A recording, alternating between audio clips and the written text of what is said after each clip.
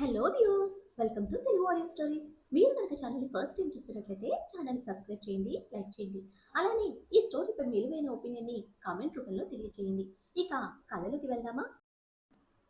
Video చూస్తున్నందరూ కింద కనిపిస్తున్న hype option యొక్క వీడియోని ఎంకరేజ్ చేయండి. మేనత్తలో కనిపిస్తున్న భయానికి, అభిమానానికి, ఇంకా ఏమీ చేయలేని నిస్సహాయతకు ఎలా రెస్పాండ్ అవ్వాలో తెలియని ఐరా గబుక్కున కౌముది కాళ్ళకి నమస్కరించి హక్ చేసుకుని వదిలి థ్యాంక్స్ అంటూ చెప్తే, జాగ్రత్తగా వెళ్ళండి అంటూ మైర నుదుటికి ముద్దు పెట్టి, మీ వదిన ఈ దేశానికి కొత్త, నీకు బయట ప్రపంచం కొత్త, ఇద్దరూ కలిసి ఉండండి. ఆ అమ్మ నీ మీద ప్రాణం పెట్టుకుంది, తిరిగి ఇంటికి వచ్చే రోజు పిచ్చి పనులేమీ చేయొద్దు అని హెచ్చరిస్తూ ఉంటే ఏడుస్తూ తల్లిని గట్టిగా హత్తుకుంది మైత్రి. తనని ఓదార్చి హడావిడిగా గుమ్మం దాటించిన కౌముది చుట్టూ ఓసారి చూసి మళ్ళీ లోపలికి వెళ్లారు. డైరెక్ట్ గా గేటు వైపుకే అనుకున్న ఐరా చేయి పట్టుకుని వెహికల్స్ వైపుని లాక్కెళ్తూ, పరిగెత్తే అలవాటు నాకు లేదు అంటూ లోపల నుంచి పట్టుకొచ్చిన జీప్ కేసిస్తూ, నీకు డ్రైవింగ్ తెలుసా వదినా అంటూ ఐరా చేతిలో పెట్టింది మైత్రి. నువ్వు ఎంత బ్రిలియంట్ ఏంటి అని ముచ్చటగా మెచ్చుకుంటూనే బుగ్గకు ముద్దులిచ్చిన ఐరా, నాకొక అన్నయ్య ఉంటే ఖచ్చితంగా నీకే సెట్ చేసేదాన్ని అంది ఓవర్ ఎక్సైట్మెంట్తో. అత్తని మావయ్యని గట్టిగా ట్రై చేయమను, ఇప్పుడైనా నాకు ఓకే, వెయిట్ చేస్తాను అంటూ వ్యాన్ జీప్లో పడేసి ఒక్క ఉదుటున ఎగిరి జీప్ ఎక్కి కూర్చుంటే మైత్రి స్పీడ్కి అబ్బురంగా చూస్తూ, పెళ్లి కాదు కానీ ఒలింపిక్స్ కి పంపిస్తే హై జంప్ లాంగ్ జంప్స్ లో గోల్డ్ మెడల్ ఖచ్చితంగా నీదే అంటూ లెహంగా క్యారీ చేస్తున్న ఇబ్బందితో నెమ్మదిగా జీప్ లో అడ్జస్ట్ అవుతుంది ఐరా. వదినా, నువ్వు బార్బీటల్లా నెమ్మదిగా చేస్తే దొరికిపోతాము, జంగిల్ పిల్ల ఫాస్ట్ ఫాస్ట్ గా పరిగెత్తాలి. తర్వాత తీరిగ్గా సభావేదిక మీద సభాసభులందరి ముందు చప్పట్ల మధ్య తర్వాత తీరిగ్గా నన్ను మెచ్చుకో. ఫస్ట్ అయితే ఫాస్ట్ గా స్టార్ట్ చేయ వదినా అంటూ మైత్రి కంగారు పెడుతూ ఉంటే, ఓకే బార్బీడాల్ అని రిటర్న్ కాంప్లిమెంట్ ఇస్తూ ఐరా ఇంజిన్ స్టార్ట్ చేయడమే పరుగున వచ్చి చుట్టూ దడికట్టేశారు కాపు కాస్తున్న పహిల్వాన్లు. ఇల్లంతా ఓసారి చూసుకుంటూ కిచెన్లోకి వచ్చిన కౌముదిని గారు అప్పటి వరకు తన కోసం వెయిట్ చేస్తున్న కీర్తిని వంటగది గోడకి జారిగిల పడ్డారు. ఆ రోజు వసత గారికి సాయం చేసిన నేరానికి గాను అత్తగారు పడ్డ కష్టం గుర్తున్న కౌముదిని ఈ రోజు ఇంట్లో ఉన్న ప్రతి ఒక్కరి గురించి చక్కగా ఆలోచించి తెలివిగా ప్రవర్తించిన మైత్రి సమయస్ఫూర్తికి మురిసిపోయారు. బాబు చేతిలో చాలా ఇబ్బంది పడ్డారు అత్తగారు. ఆ కష్టమే ఆవిడని నెమ్మదిగా చావుకి దగ్గర చేసింది. సంవత్సరాలు తిరిగిపోయినా వదలని మూర్ఖత్వంతో ఐరా స్వేచ్ఛని హరించాలనుకున్నారు. కానీ ఆ హక్కు ఏ ఒక్కరికి లేదు. పిల్లలిద్దరినీ కాచుకొనుండి స్వామి అని కన్నీటితో ఆ కన్నయ్యని ప్రార్థిస్తున్న కౌముదిని కనుపాపలు నెమ్మదిగా మత్తులో వాలిపోతున్నాయి. పహిల్ వాళ్ళు సరౌండ్ చేయడమే ఐరా కళ్ళు పెద్దవైతే, వీళ్ళకి మత్తెవలేదా అంటూ కంగారుగాడింది. ఆ అవసరం లేదు వదినా, ఉండు నేను చెప్తా అంటూ టాప్లెస్ జీప్ లో లేచి నిలబడి గేట్ ఓపెన్ చేయమని ఆర్డర్ వేసింది మైత్రి. అమ్మాయి గారు, ఈ వేళప్పుడు గేటు దాటం మంచిది కాదు, బాబుకి తెలిస్తే గొడవలైపోతాయి అంటూ ఒకడు ముందుకొచ్చి తల ఎత్తి చూడకుండా చిన్న గొంతుతో అర్థింపుగా అడిగితే, నువ్వు నా మొహం చూసావు కదా, ఇదే నేనేమో బాబుతో చెప్తాను, అప్పుడు నీ చెమడాలు తీస్తారు, ఇంకా మీరందరూ కలిసి నన్ను ముట్టుకున్నారని కూడా చెప్తాను అంటూ మైత్రి బెదిరింపులకు దిగడమే భయపడిపోయిన పహిల్ వాళ్ళు అడ్డు తప్పుకొని గేట్ ఓపెన్ చేశారు. ఇద్దరు ఇంటి గుమ్మాల వైపుకు పరిగెత్తారు లోపల ఉన్న వాళ్ళని పిలవడానికి. సిక్స్ ప్యాక్ బాడీలతో అంతంతున్నారు, ఇంత ఈజీగా ఎలా అని కన్ఫ్యూజ్ గా ఐరా డౌట్ ఎక్స్ప్రెస్ చేస్తూ ఉంటే, అదంతే వదినా, వాళ్ళ పనులన్నీ ఇంటి బయటే, ఇంట్లో కూడా రారు, ఇంట్లోని ఆడవాళ్ళని తాళెత్తి చూడరు, ఇక ముట్టుకోవడం వరకు వస్తే బాబు వాళ్ళందరినీ చంపి ఉప్పు మాత్రేస్తాడు, బాబుకి కోపం వస్తే వాళ్ళ జీవితాలే మారిపోతాయి, ఆ భయమే మన పనిని ఈజీ చేసేసింది అంటూ ఇంటి గుట్టు వివరంగా ఎక్స్ప్లెయిన్ చేస్తూ ఉంటే జీప్ ని గేట్ దాటించేసింది ఐరా. అయితే ఇంటి లోపల విషయం అర్థం చేసుకుని వెనకే ఫాలో అవుతున్నారు పహిల్ వాళ్ళు. మరి ఇదేంటి అంటూ ఐరా సీరియస్ అయితే, వాళ్ళంతే వదినా, ఉప్పు తిన్న విశ్వాసం, నువ్వు త్వరగా తొక్కు తప్పించుకుందాం అని తొందర పెడుతున్నా మైత్రి భయం ఇంట్లో ఏ ఒక్కరు మేలుకున్నా వచ్చే ప్రమాదం గురించే. మామూలుగా అయితే ఆ మత్తులో నుంచి బయటపడడానికి 3-4 గంటలు పడుతుంది. అయితే ఎవరు ఎంత స్వీట్ తిన్నారో, ఎవరి మీద ఎంతవరకు ప్రభావం ఉంటుందో అన్నది తెలియని సిచ్యువేషన్ ఇప్పుడు. అందుకే టెన్షన్. ఆ రాత్రి వేళ మట్టి రోడ్ల మీద మైత్రి దారి చెప్తూ ఉంటే ఐరా ఎక్సలరేటర్ రైజ్ చేసి స్పీడ్ పెంచింది. ఆల్మోస్ట్ ముప్పావ గంట ప్రయాణంలో టీన్ వారి ఊరి పొలిమేర వరకు వచ్చిన జీప్ సడన్ గా ఆగిపోవడంతో ఊర్లోకి వెళ్లి బస్ లేదా ఏదో ఒక ట్రైన్ పట్టుకుని జోధ్పూర్ ఎయిర్పోర్ట్ కి వెళ్ళాలి అని ఆలోచిస్తున్న వాళ్ళకి వెనక్కి తిరిగి చూస్తే ఫాలో అవుతున్న పహిల్ వాళ్ళు జాడలేరు. బట్ ఇప్పుడు వెహికల్ ఆగిపోయింది కాబట్టి వాళ్ళు చేరుకోవడానికి ఎక్కువ టైం పట్టదు అని ఆలోచిస్తూ ఉంటే, నీ స్పీడ్ సూపర్ వదినా, ఈ మాత్రం టైం చాలు, రా రా అంటూ మైత్రి జీప్లో నుంచి దూకి బ్యాగ్ తీసుకుంటుంటే, ఫ్యూయల్ అయిపోయిందా అని చెక్ చేయడానికి ట్రై చేస్తోంది ఐరా. ఏదైనా రైల్వే స్టేషన్, బస్ స్టాండ్ లాంటివైతే సేఫ్ గా బయటపడచ్చు. అట్లీస్ట్ ఈ నైట్ స్టే చేయడానికైనా ఏదైనా ఉండాలి కదా. బట్ ఇప్పుడు అటు ఇటు కాని ప్లేస్ లో జీప్ ఆగిపోయింది అని అనుకుంటూ ఏదైనా అవకాశం ఉందేమోనని ఐరా ప్రయత్నిస్తోంది. అయ్యో వదిన, ఇప్పుడంత టైం లేదు, మనం ముందెక్కడి నుంచి మాయమైపోవాలి. ఇది బాలు అనే జీప్, వాడు ఒట్టి బద్దకస్తుడు, ఖచ్చితంగా పెట్రోల్ అయిపోయి ఉంటుంది. ఇప్పుడు దీన్ని కొట్టుకుంటూ కూర్చుంటే మనం ఇరుక్కుపోతాం అంటూ వివరం చెప్తూనే ఐరాను పరుగులు పెట్టించిన మైత్రి అక్కడికి దగ్గరలో ఉన్న ఒక పాత టెంపుల్ వైపుకి తీసుకువెళ్తూ ఉంటే, ఇది రెగ్యులర్ హైడింగ్ స్పాట్, ఈజీగా దొరికిపోతాం అంటూ ఐరా ఇంకాస్త ముందుకు తీసుకువెళ్లడంతో అక్కడ ఎత్తుగా ఉన్న ఇసుక దిబ్బల వెనకాల చేరారు ఇద్దరు. నీ బ్రెయిన్ చాలా షార్ప్ వదినా, టెన్షన్లు కూడా భలే పనిచేస్తోంది అని మెచ్చుకున్న మైత్రి నోరు గబాల్లో నొక్కేసి అటువైపుగా పడుతున్న లైటింగ్ అందకుండా కిందకి వంగారు ఇద్దరు. ఐరా గెస్ట్ చేసినట్టే ఆడపిల్లలు ఆ టైంలో దాక్కోవడానికి అనువైన ప్రదేశం ఈ టెంపుల్. ఆగిపోయిన జీప్ ని అనుసరించిన పహిల్వాన్లు వాళ్ళ బైక్స్ ఇంకా జీప్లలోనే మొత్తం జల్లెడ పట్టి ఎవ్వరూ కనిపించకపోవడంతో అరుస్తూ మళ్ళీ రోడ్డు మీదున్న జీప్ దగ్గరికి వెళ్లారు. మా బాపు ట్రైనింగ్ లో చాలా స్పీడ్ గా ఉన్నారు అంటూ వాళ్ళు వెనుతిరగడమే మెచ్చుకుంటున్న మైత్రి నెత్తి మీద మొట్టి, railway station or bus station ఎటు వెళ్ళాలి చెప్పు అంది ఐరా. నాకు రోడ్డు మీద వరకే తెలుసు, ఎటు నుంచి తెలీదు అంటూ మైత్రి ఇన్నసెంట్ ఫేస్ పెడితే, నీ దగ్గర ఫోన్ ఉందా అంటూ అడగడమే జీప్ కీస్ తో పాటు లేపేసిన బాలచంద్రన్ ఫోన్ ఐరా చేతిలో పెట్టి దాని హిస్టరీ చెప్తూ ఉంటే గబగబా లొకేషన్ ట్రేస్ చేసింది ఐరా. ఇంకా ముందుకు వెళ్తే ఎడారి, మళ్ళీ వెనక్కి వెళ్ళి రోడ్ సైడ్ నుంచి వెళ్తేనే టీన్వారీ టౌన్ రీచ్ అవుతారు. అది చూడడమే ఐరాను అసహనం కమ్మేస్తే డల్ అయిన ఐరా ఫేస్ కి ఏమైందొదినా అంటూ ఫోన్ స్క్రీన్ చూసిన మైత్రికి అక్కడైతే ఏమీ అర్థం కాలేదు. రోడ్ లేదా అని అడుగుతూ ఉంటే రోడ్వి ఒక్కటే చూపిస్తుంది అని ఉన్న విషయం చెప్పింది ఐరా.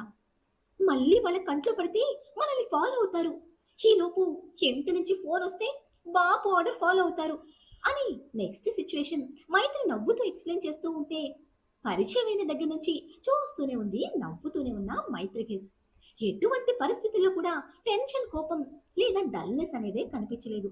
ఆ ఫేస్ ఎక్స్ప్రెషన్ కి బుగ్గలాగి నవ్వుతూ రోడ్డు మీదకి వెళ్లకుండా రోడ్ సైడ్ చీకట్లో వెళ్ళిపోదాం అని ప్లాన్ చేసుకుని స్టార్ట్ అయ్యారు. అయితే వాళ్ళ గమ్యం చేరే వరకు అంత సజావుగా ఉంటుంది అనుకుంటే పొరపాటే.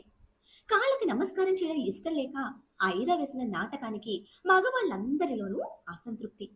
అది జశ్వంత్ చంద్రంలో మరి కాస్త ఎక్కువగానే ఉండడంతో ఏదో తీపి తినాలి, పెళ్లి కొడుక్కి తినిపించాలి అన్నది ఆనవాయితీ కనుక మొక్కుబడిగా నోరు తీపి చేసుకున్న జశ్వంత్ కు గంట దాటేలోపే మత్తు వదిలింది. ఇలా జరుగుతుందనే మైత్రి అంతలా హడావిడి పెట్టింది. ఆ హడావిడి 5 నిమిషాల్లోనే కాళ్ల మీద నిలదొక్కుని జరిగింది గ్రహించడానికి పెద్ద సమయం పట్టలేదు. ఎవరు చేశారన్నది తెలుసుకోవడం తర్వాత విషయమైనా ముందు అన్నిటికన్నా ఐరా ముఖ్యం అనుకుని చూస్తే గదిలో లేదు. మిగతా ఆడవాళ్లతో మైత్రి కూడా లేకపోవడంతో ఐరా సైడ్ ఎవరు నిలబడ్డారో క్షణంలో అర్థమైపోయింది. నెక్స్ట్ సెకండ్ పెద్ద కొడుకు ముఖాన నీళ్లు కొట్టి మత్తు వదిలించిన జశ్వంత్ ఇద్దరి ఇంటల్లులను ఇంకా ఇంట్లో పనిచేసే ఆడవాళ్లను పురమాయించి పాపాయి పొలిమేర దాటేలోపు పట్టుకు రమ్మంటూ తరిమాడు. అందరి చేతుల మీద తీపి తిన్న బాలచంద్రన్కి ఇప్పుడు ఒంటి మీద సోయలేదు, ఎంత తట్టినా స్పర్శ లేదు. వాడిని వదిలేయండి అంటూ చెప్పి బాబు పరిస్థితి గమనించుకొని ఊరి డాక్టర్కి జశ్వంత్ ఫోన్ చేస్తూ ఉంటే మిగతా వాళ్ళు ఆడవాళ్ళని లేపే ప్రయత్నం చేస్తూ ఉన్నారు. రోడ్ సైడ్ మట్టి దుబ్బల చాటు, ఇసుక దిబ్బల చాటు నక్కి నక్కి టేన్వారి టౌన్లోకి వచ్చేశారు ఐరా ఇంకా మైత్రి. అయితే వాళ్ళకి తెలియని విషయం, అప్పటికే ఇంటి నుంచి వచ్చిన వాళ్ళు వెంట పడిన పహిల్వాన్లు కలిసి ఊరిలో ఉన్న అన్ని మెయిన్ సెంటర్స్ లో జల్లెడ పడుతున్నారని. బస్ స్టాండ్ అంటే మనకులాగా చాలా బస్సులతో అట్టహాసంగా ఉండదు. అందులోనూ నైట్ టైం గంటల ముళ్ళు 11కి చేరువవుతూ ఉంటే ఏదో ఒకటి చేసి ఇక్కడి నుంచి బయటపడాలి అని ముందుకు వెళ్తున్న ఐరా చేయి పట్టుకొని చీకటిలోకి లాగి, మనం అక్కడికి వెళ్తే దొరికిపోతాం అంటూ బస్ స్టాండ్ అని చెప్పబడే ఆ ప్లేస్ లో జనం ఎక్కుతున్న టెంపో వ్యాన్ చూపించి, అది స్టార్ట్ అయ్యి ముందుకు వచ్చాక చూద్దాం అంటూ ఆ దారిలోనే కాస్త ముందుకు తీసుకువెళ్ళింది మైత్రి. మనం సిటీ వెళ్ళే వరకు ఈ టెన్షన్, ఆ తర్వాత ప్రాబ్లం ఉండదు అంటూ అయినా చెప్తూ ఉంటే, అయ్యో పిచ్చి వదిన, నీకు ఇంకా అర్థం కావట్లేదు. బాబు చాలా బిజినెస్లు చేస్తారు, చాలా మందితో స్నేహాలున్నాయి. జోధ్పూర్లో మన ఏ మూల ఉన్నా చిట్టే బాబుకి ఇన్ఫర్మేషన్ వెళ్ళిపోతుంది. అంత బలగం ఉంది ఉండబట్టే నువ్వు ఇండియా వస్తున్న విషయం బాబుకి ఇట్టే తెలిసిపోయింది. నువ్వు అక్కడ విమానం దిగగానే నిన్నెత్తుకొచ్చేయాలని ప్లాన్ వేశారు. ఎవరో వచ్చి అక్కడ నిన్ను మిస్ చేసి తీసుకువెళ్ళిపోయారట కదా. ఆ ప్లాన్ ఫెయిల్ అయ్యి ఆ తర్వాత చిన్న మావయ్య పెద్దన్నయ్య నీకోసం ఢిల్లీ వచ్చారు. నీతో పాటు ఒక ఫ్రెండ్ ఇండియా వచ్చాడు కదా, ఆ ఫ్రెండ్ గురించి కూడా బాబు దగ్గర అన్ని వివరాలు ఉన్నాయి. మీ ఇద్దరిని సపరేట్ చేయడానికి కూడా నాన్నగారు ప్లాన్ చేశారు. ఇదంతా చాలా పెద్ద ప్లాన్ వదినా. ఇండియాలో నువ్వెక్కడున్నా ఏదో ఒక విధంగా ఎవరినో ఒకరిని పట్టుకొని నీ దాకా వచ్చేస్తారు. ఇది మా బాబు సామ్రాజ్యం. అందుకే అమ్మ నిన్ను వెంటనే మీ దేశం వెళ్ళిపోమ్మంటుంది అని ఒక్కటొక్కటిగా మైత్రి వివరం చెప్తూ ఉంటే ఫస్ట్ టైం సాలెగుడ్డిలో చిక్కుకున్న ఫీలింగ్ ఐరాది. అమ్మ చెప్పిన దానికన్నా చాలా స్ట్రాంగ్గా ఉండడంతో పాటు ఇంకా నెట్వర్క్ కూడా చాలా ఉంది అని అర్థమవుతూ ఉంటే, అమ్మ మాట కాదని వచ్చి తప్పు చేశానా అని ఇన్నర్లో ప్రశ్నించుకుంటున్న ఐరాకి అప్పుడు కూడా దేశం దాటి వెళ్ళిపోవాలనే ఆలోచన 1% కూడా రావటం లేదు. తన చుట్టూ ఎంత నెట్వర్క్ నడుస్తూ ఉంటే ఇదంతా తెలియకుండానే రుద్ర ప్రొటెక్ట్ చేసింది గుర్తుకొచ్చి, చాలా తిట్టేశాను, బట్ ఇట్స్ ఓకే. బ్యాక్గ్రౌండ్లో ఏది జరిగినా సరే ఆన్ ద స్పాట్ మిస్టేక్ ఆ బీస్ట్దే.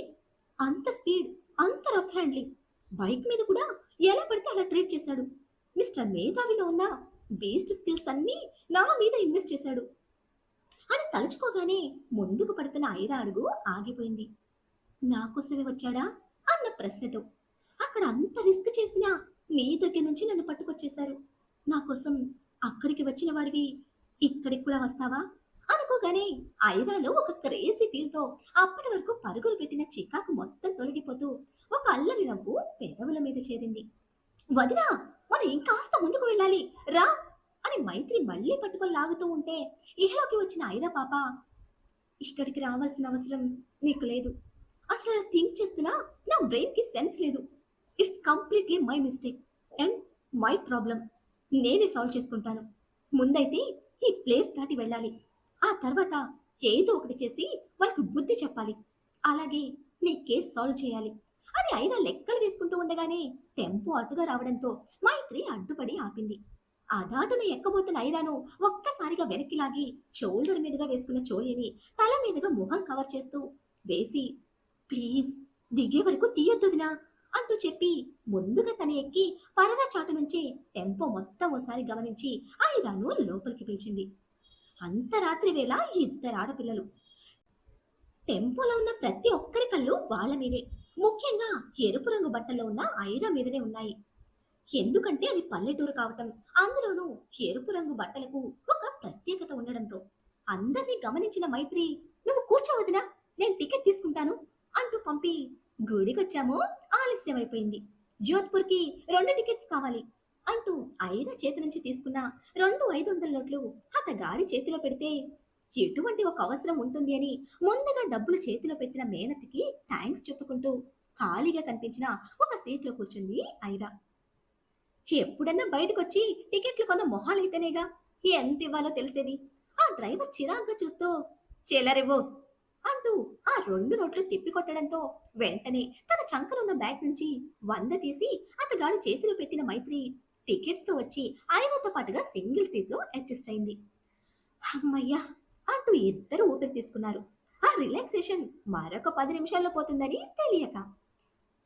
ఈ టెంపో స్టార్ట్ అయిన కాసేపటికి అక్కడికి వచ్చి ఎంక్వైరీ చేసిన వాళ్ళు ఒక టెంపో జోధ్పూర్ పోతుంది అడ్డుకోమని ఆ రూట్ లో ఉన్న వాళ్ళకి ఫోన్లు కొడితే ఆ ఫోన్ మాట్లాడిన మైత్రి పెద్దన్న సరిగ్గా 10 నిమిషాలకి టెంపోకి అడ్డుగా వచ్చి సఫారీ కార్ బ్రేక్ వేశాడు. గుద్దేస్తామన్న ఊపులో టెంపోని సైడ్ కి తిప్పుతూ బ్రేక్ వేసిన డ్రైవర్ స్టీరింగ్ కి కొట్టుకోవడం, సడన్ బ్రేక్ తో వచ్చిన దడుపుతో లోపలందరూ టెన్షన్ పడి అరుస్తూ ఉంటే అదే స్పీడ్ మీద ముందు సీట్ కి కొట్టుకున్నారు ఐరా ఇంకా మైత్రి. రోడ్డుకు మధ్యలో అడ్డంగా ఆగిన టెంపో వెనుకనే వస్తున్న లారీ వాడు టెంపోకి లైట్ గా డాష్ ఇవ్వడంతో ఆపోజిట్ సైడ్ లో వస్తున్న 1-2 వెహికల్స్ కూడా సడన్ బ్రేక్స్ తో ఆగిపోతున్నాయి. ఏమైంది? ఎవరైనా అడ్డుపడ్డారా? దేన్నైనా గుద్దేశావా? అని లోపల వాళ్ళు అరుస్తూ ఉండగానే టెంపో తలుపులు బాధేస్తూ లోపలికి వచ్చాడు మైత్రి పెద్దన్నయ్య. అన్నను చూడడమే సీట్లోంచి కిందకి జారిపోయిన మైత్రి ఐరన్ కూడా కిందకి లాగేసింది. తన బ్యాగ్ కిటికీలో నుంచి బయటకు విసిరేస్తూ మనం అర్జెంటుగా వెళ్ళిపోవాలి అని పక్క సీట్లో వాళ్ళ కాళ్లను వెనక్కి తోస్తూ ముందుకు పాగుతున్న మైత్రి మాటలు విన్న ఐరాకి పిచ్చి కోపం వచ్చి no more hidings and no more running, ఇక్కడే తేల్చుకుంటా అని సీరియస్ అయిన ఐరా పాప చేయి పట్టుకుని కిందకి గుంజి నువ్వు ఆడపులి వదినా, నాకు తెలుసు, కానీ అది ఇక్కడ సాగదు. దున్నపోతులు 100లో ఉన్నప్పుడు తప్పుకొని వెళ్ళడమే తెలివైన పులి లక్షణం. ప్లీజ్ వదినా, రా వదినా అంటూ హడావిడి పెడుతూ ఉంటే తల కొట్టుకుంటూ ఫాలో అవడానికి ప్రిపేర్ అయింది ఐరా. ఫోన్లో ఉన్న ఐరా ఫోటో చూపిస్తూ డ్రైవర్ని ప్రశ్నిస్తూ ఉంటే ఎక్కేటప్పుడు మన పాపాయిలు ముసుగులు ఎక్కడంతో ముఖం చూడని డ్రైవర్ తెలియదు అని చెప్తూనే పెళ్లి బట్టల్లో ఒకరెక్కారు అని చెప్పగానే కిటికీలో నుంచి ఐరాను బయటకు తోసేసిన మైత్రి అదే కిటికీకి తల కొట్టుకుంది దొరికిపోయాము అనుకుంటూ.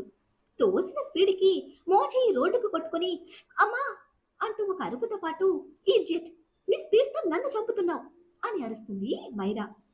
ఇన్సిడెంట్ కరెక్ట్ గా సింక్ అయ్యి మైత్రి అని పెద్దన్న అరుస్తూ ఉండగానే బయటకు దూకేసిన మైత్రి పాప ఇప్పుడు నా స్పీడ్ కూడా సరిపోతుందిరా, రా రా పరిగెత్తాలి అంటూనే మళ్ళీ బ్యాగ్ భుజానికి తగిలించుకుని పరువు లంకించుకుంటే ఈలోపే పెద్దోడు ఒక్కడుగులో డోర్ నుంచి బయటకు దూకి పట్టుకోండి పారిపోతున్నారు అంటూ అరిచి హడావుడి పెట్టేయడంతో వెంటనే ఐరా లెహంగాని 2 చేతులతో పట్టుకొని రోలర్ కోస్టర్ ఎక్కినప్పుడు చాలా థ్రిల్లింగ్ గా అనిపించింది.